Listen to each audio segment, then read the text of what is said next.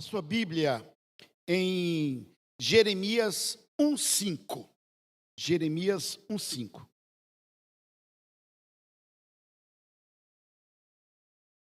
Jeremias 1:5.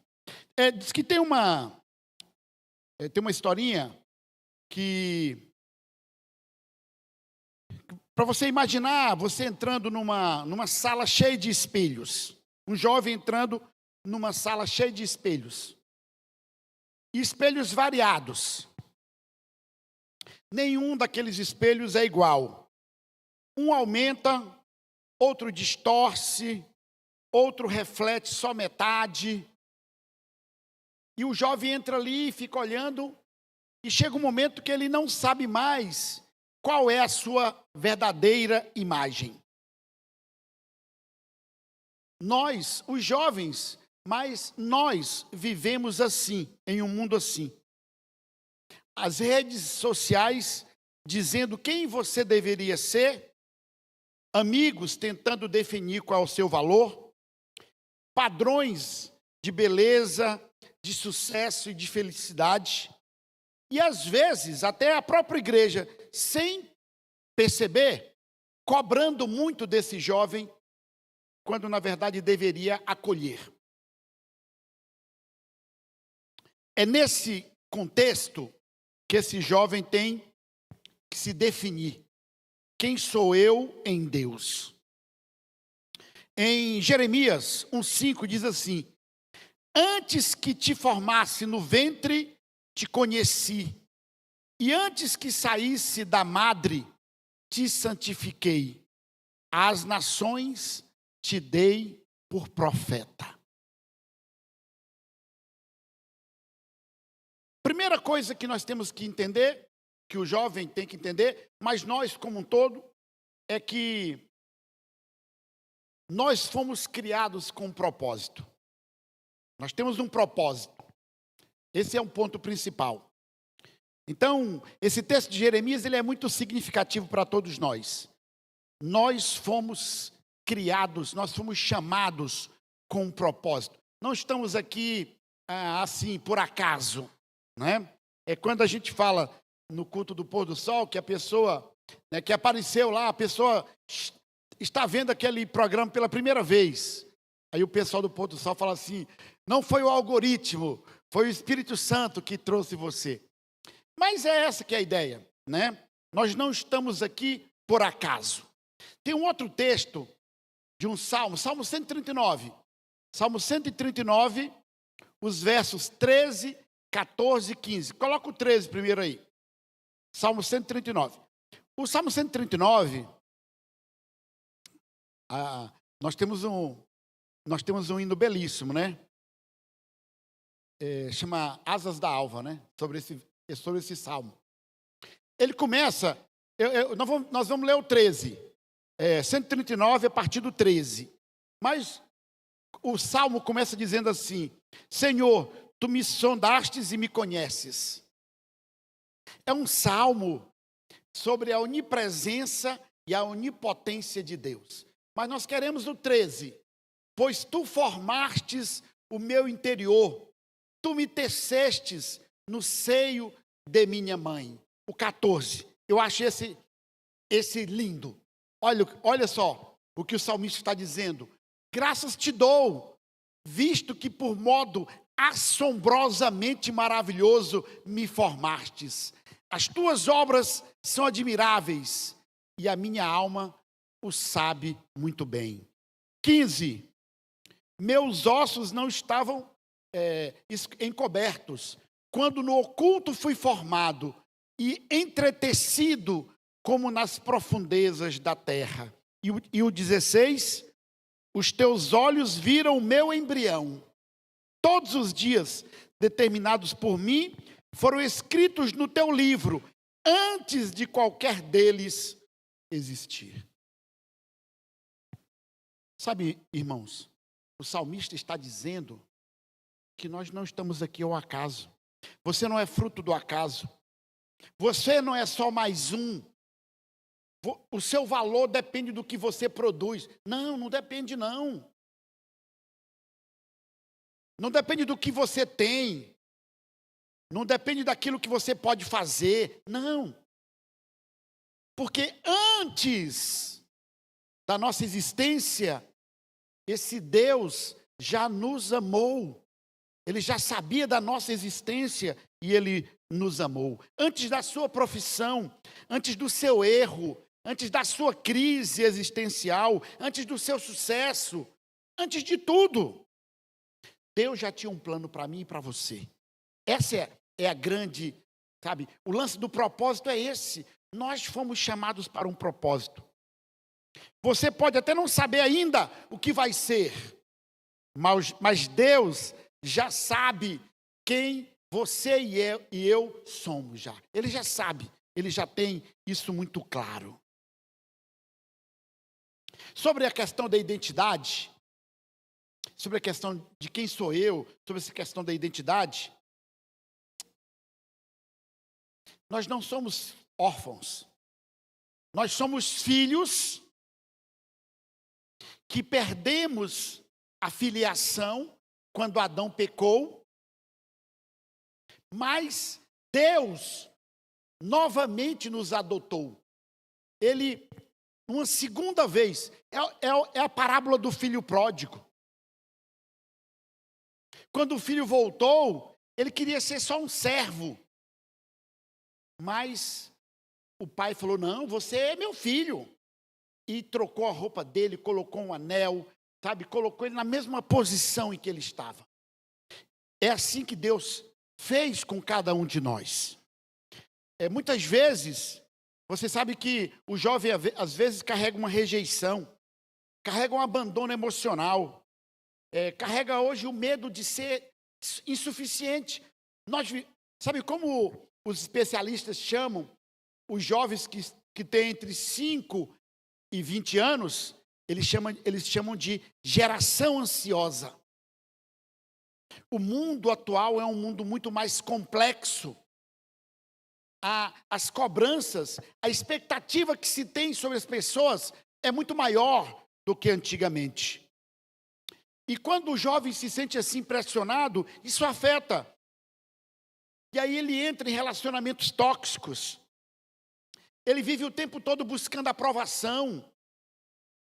E ele tem medo de dizer não, principalmente naquele grupo que ele pertence. E muitas vezes ele diz sim para determinadas pressões do grupo, porque ele tem medo de não ser aceito.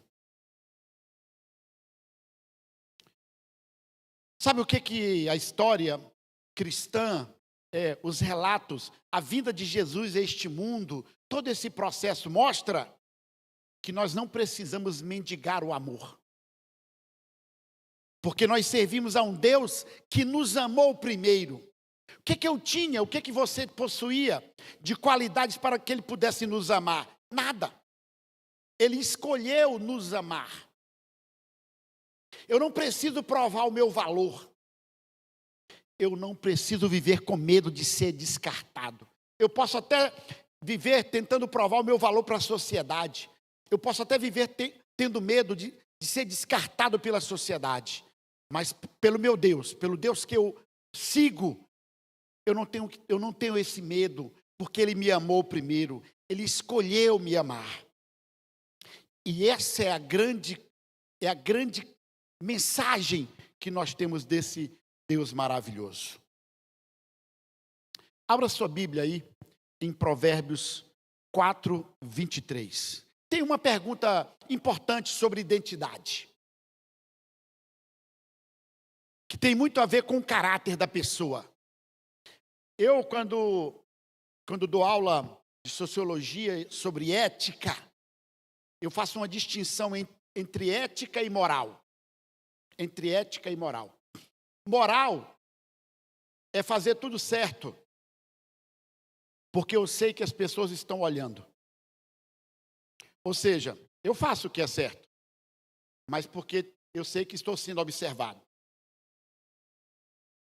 Então eu faço para não levar uma multa, para não ser pressionado por ninguém, para não ser reprovado. Isso é moral. É bom. É bom. Mas o ideal seria a ética. A ética é fazer o que é certo, mesmo quando não tem ninguém olhando. Por que então eu vou fazer? Só porque é certo. Quando a pessoa está nesse patamar da ética, ele está numa outra perspectiva. A pergunta que se faz para o jovem e para todos nós como cristãos, quem sou eu quando ninguém vê?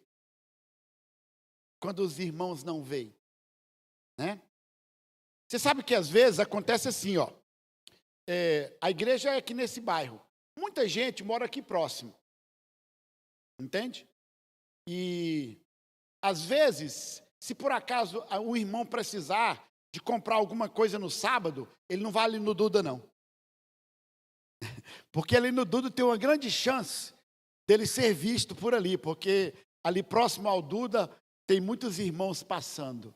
É melhor ir num lugar onde ninguém vai lhe ver. Sabe, às vezes nós fazemos coisas assim. Só que não adianta a gente, porque nós não temos que estar pensando no que as pessoas vão ver, mas o que Deus vê. Então, para corrigir isso, Provérbios 4:23 diz assim: acima de tudo, guarde o seu coração, pois dele depende toda a sua vida. Sabe, quem sou eu? A identidade é o meu caráter. Então, eu não tenho que estar preocupado com o que as pessoas acham de mim. A minha relação é com Deus. Identidade não é o que você posta. Não é o que as pessoas veem. Não é o que você aparenta ser. Identidade é quem você é quando ninguém está olhando. É quando você está na sua relação com Deus. Porque para Ele você não precisa mentir, não precisa ocultar, porque Ele sabe tudo. A Bíblia diz que antes que aquela ideia viesse à minha mente, Ele já sabe.